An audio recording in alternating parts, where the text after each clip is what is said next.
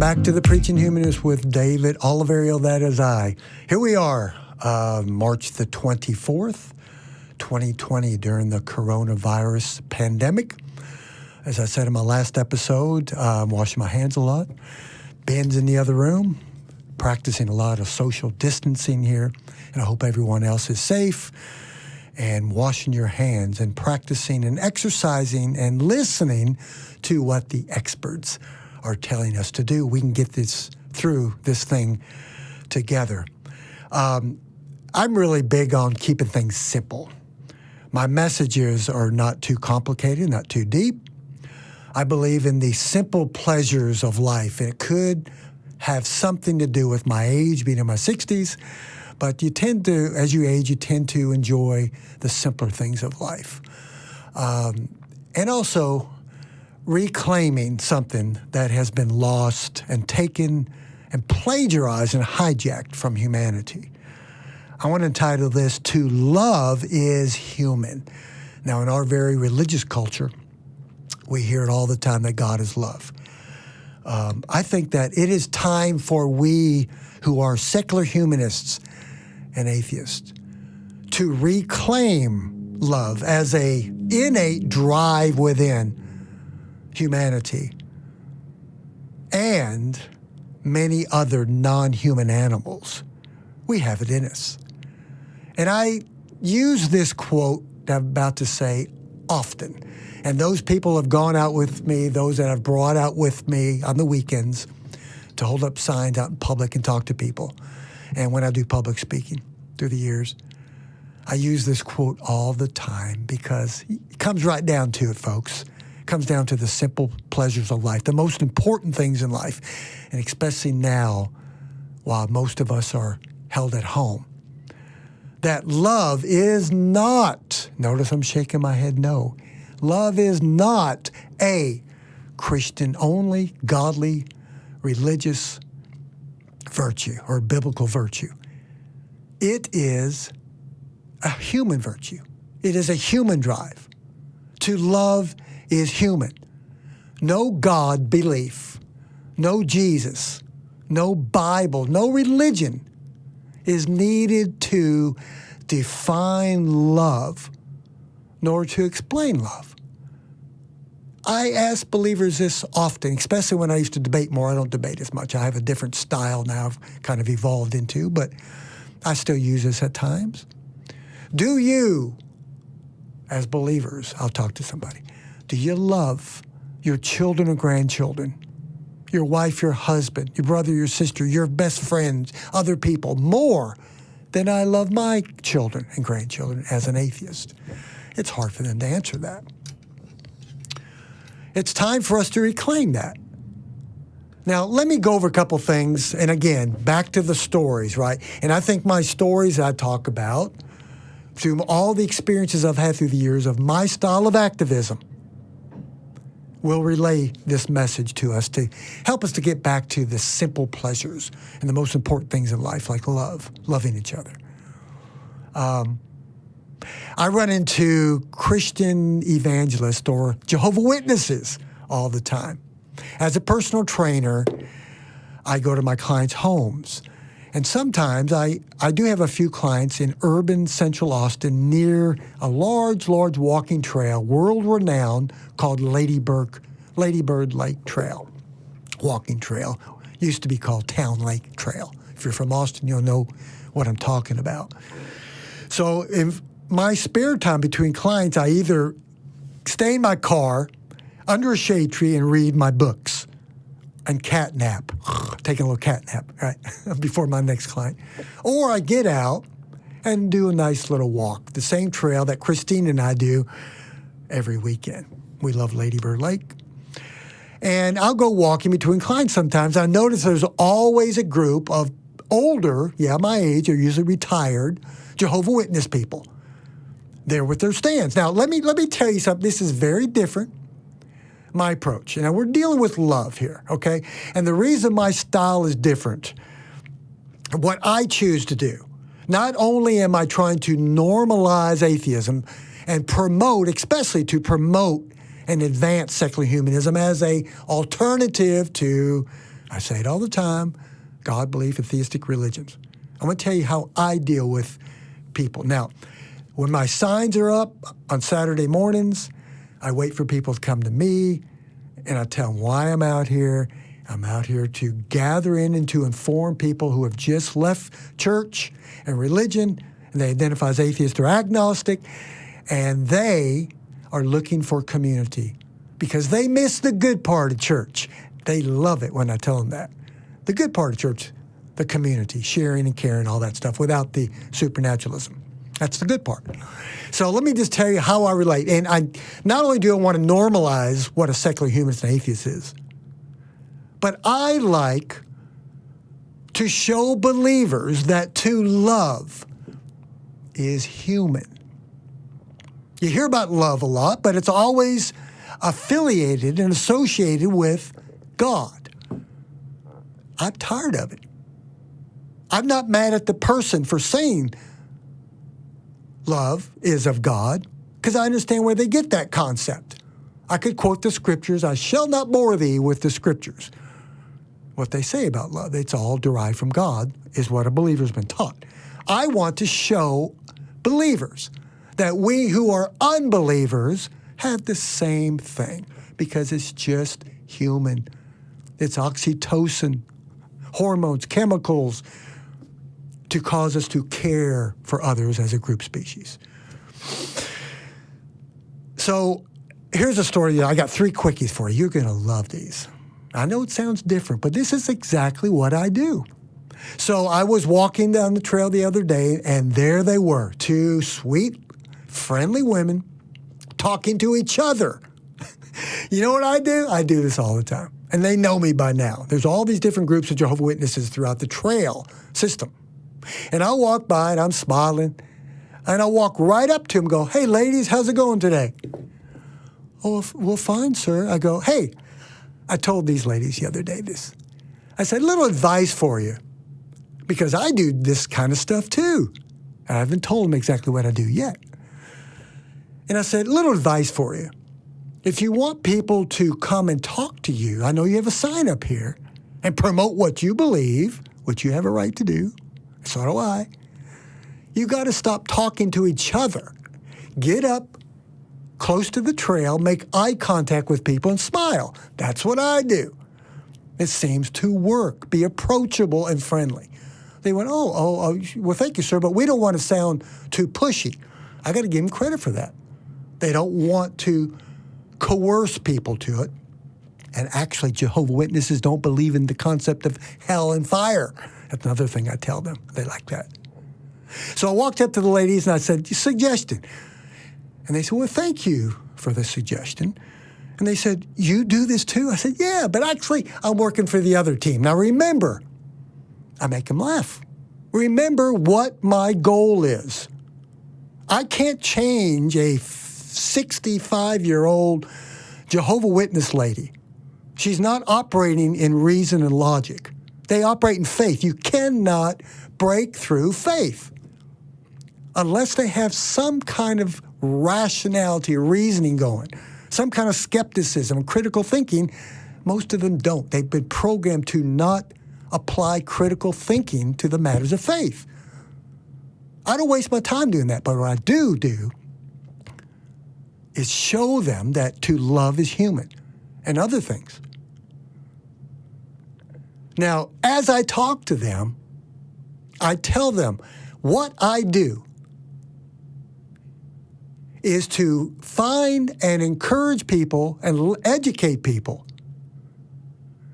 especially those who have left God belief, like you ladies still believe God, and those of us that miss, as I said before, the good part of church. A lot of unbelievers out there, and they want to do the same thing without God belief. Now, what am I doing by talking to these people? I treat them as humans, because they are. They're good people. Now, it's interesting. They're blown away. Every time I talk to a believer out there, I get it all the time. Like, they have this confused look on their face. These ladies were blown away. And I said, "Look, I'm not even here to debate. I just want you to know we're out there, we're growing in number, and we're not much different than you. We have shared values this thing called love. It's human. We all love. And they go, oh, yeah, sure. We do love. There are good people and bad people in every group. I said, I agree. So we're finding common ground. Now, of course, you're thinking, you can't change them that way. You're too nice, David. I already know going into this, these people are there to convert. I am there to show them. It happens often. Now, when I leave, I get it often because this is how they're trained. The lady the other day said, well, let me ask you something. I go, of course, ask whatever you want. Go ahead. She goes, I don't understand. What does this thing called atheist mean? Here she is, a Jehovah's Witness evangelist, and how do you not know what that means? So I had to explain the A word, prefix A, without theist, root word, belief in a God. The only difference we have, folks, that's it. For the most part, we have some differences, but that's the major difference. So I'm leaving, I'm walking off, and I always say things like, ladies, and thanks for being nice, because I tell you what, a lot of believers are not nice. I get the hell threats all the time. And I always tell Jehovah's Witnesses, thanks for not believing in hell. And they go, oh, I know, that's terrible, isn't it? And I said, thank you. You're getting there, ladies. Keep reading. So when I was leaving, one lady said, well, but David, how did we get here? It's the same old question. How did we get here? I could have said, I drove my car here. I'm sure you ladies got here that way too. Or the reason I was born, my mom and daddy had sex. I didn't want to say that to them. But as I tell you what, ladies, you really want to know? You see that building right over there? I mean, downtown Austin. The Austin Public Library. You can go in there, and there are hundreds of volumes of books of people, again, experts who know a lot more about than I do. Overwhelming consensus explaining how we got here. Now, we don't know everything. And I said, would you do that? And of course, no. Really, she didn't want to know. She just wanted to get into a debate about how did the trees get here, the Romans chapter 1 thing. I don't do that anymore. So when I was leaving, I said, ladies, have a wonderful day. Thanks for being nice. But just remember, we're out there, and we're growing in numbers. And I'm glad you have freedom, and I have freedom. So that's an incident I do in a way that I talk to Jehovah's Witnesses. Here's my favorite, and I'll probably close with this one. I'm going too long as usual. Oh, hell. None of us are working now. We're all home. We have time to listen and watch. I was out there with my signs, before the pandemic started, obviously, about a month ago. And I had my secular humanist sign and all the other signs I hold at Lady Bird Lake in Austin. And usually secular people come up, and I'm giving out cards and information, as you know, about the different groups, all 4 or 5 groups I promote here in Austin, all of them. ACA, Austin Humanist Community, the other ones, CFI, Ethical Society of Austin, Humanists at Work, all that stuff.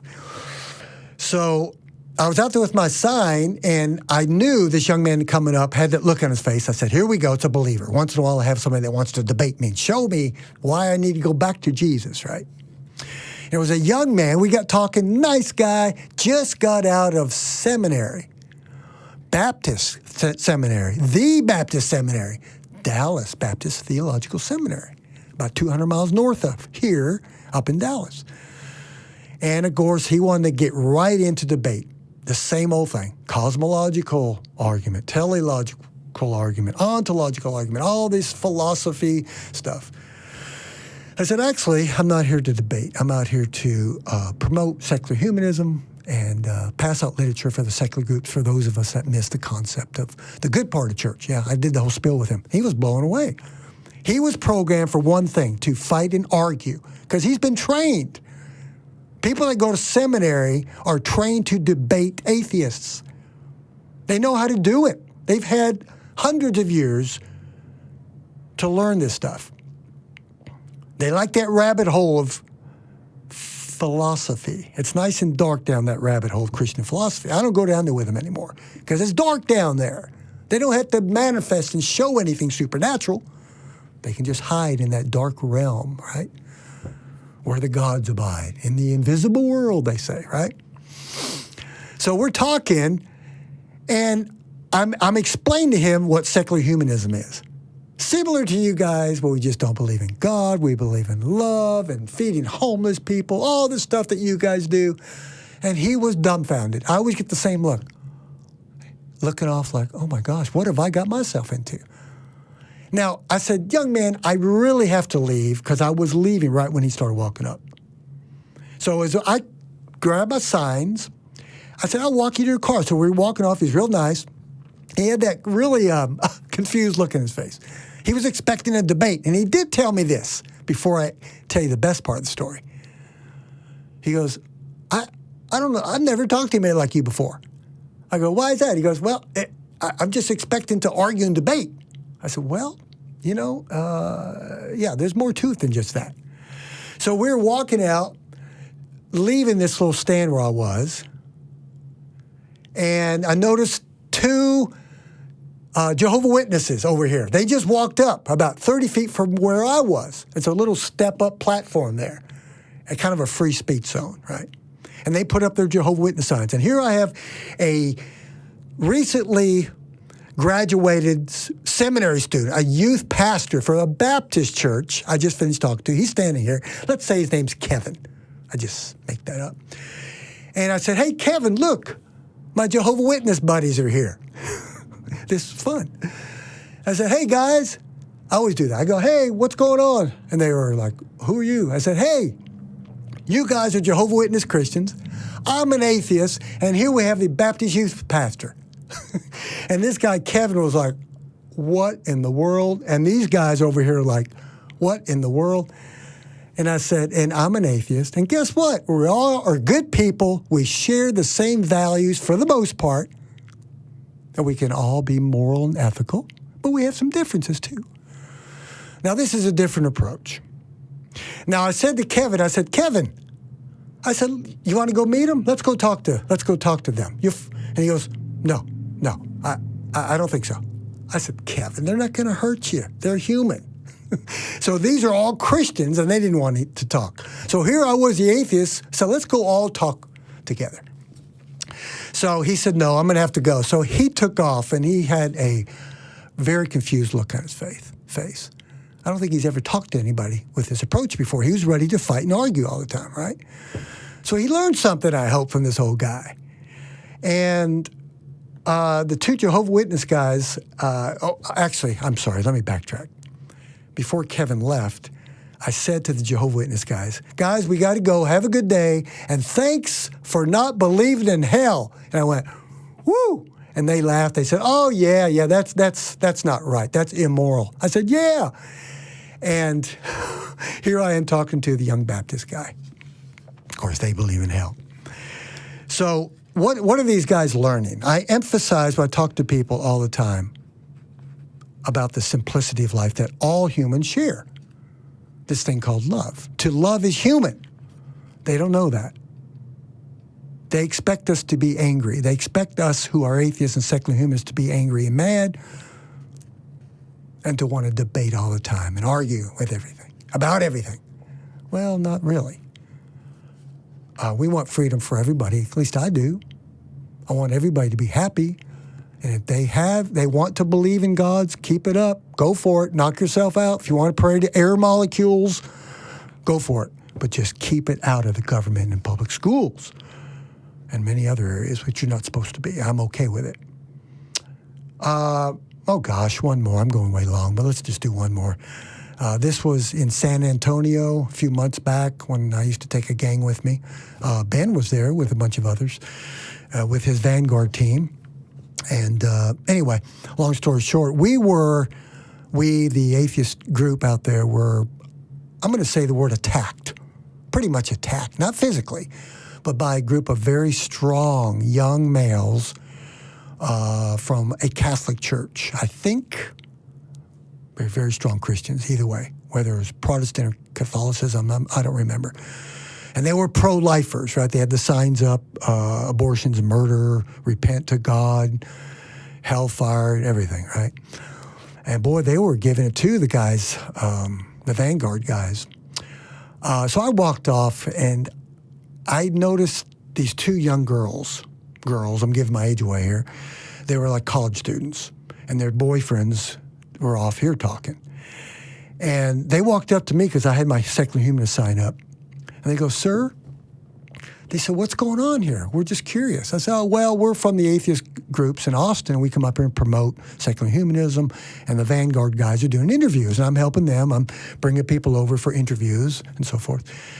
And she looked at the group of Christians surrounding the few atheist guys, and they were giving it to them. Boy, they were fighting and yelling. And they said, "They seem very angry and mean." I said, "Yeah, they are very angry and mean." She goes, you and these other guys I've been watching don't seem that way." And I said, "Well, we just believe in being human and respecting people, but we definitely don't agree with the beliefs." And because of that, she was really moved, and she started asking questions about atheism and telling me, along with her friend and their two boyfriends, they came over, about their doubts and how they're thinking and how they can't believe this stuff anymore and how it was so harsh in Catholic school or homeschool. One guy was a homeschooled Church of Christ guy, and how they went off to college there in San Antonio, and they're learning philosophy and science, and they're ready to leave theistic religion and belief in God. And they wanted to know how they could learn more. But they were impressed with the fact that we were exercising compassion to other people without getting angry. And even the Jehovah's Witnesses at the Alamo have got to know me. I'd walk by and introduce myself, and they remembered me each month we used to go down there. And I would always tell them, "I tell you what, guys, when the Baptists and Church of Christ, or those that really believe in hellfire, come and yell at you, you call out and I'll come help you. And when they yell at me, which they do sometimes, you come help me." So you're saying, "What are you doing, David? This is not debate. You're not changing them." You got to pick your battles. The years of doing this, I have fought with people of faith. I don't do that much anymore. You can't break through that helmet of salvation. I can quote that Ephesians chapter 6 for you if you like, the weapons of warfare. They believe they have this shield of protection from the fiery darts of the devil. And every time you speak things to them that they're not accustomed to, like anything to do with science or philosophy or facts and reality and naturalism, they're going to shield it with their shield of faith, with their helmet of salvation, the breastplate of righteousness. I know what goes on in their minds. I used to be like that, and I used to preach it. But there are people out there that respond to love. And my message is to love is human. And let's remember that. And let's remember just to do the important things, to go back to the basics, especially now in this time when most of us are homebound and we're exercising what the experts are telling us, the social distancing and staying home. What a time to exercise this thing called love. What a time to grow in our morals and ethics. What a time to examine ourselves while we're reading and spending time with loved ones.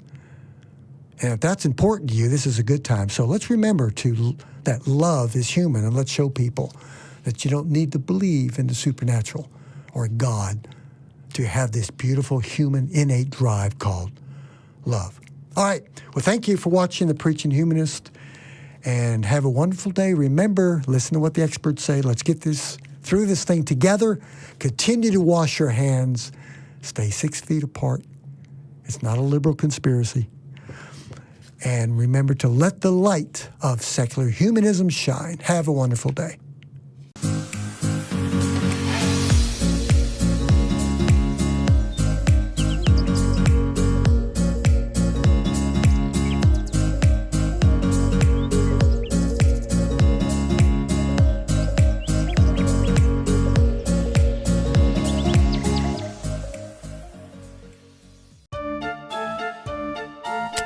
What are we doing, man?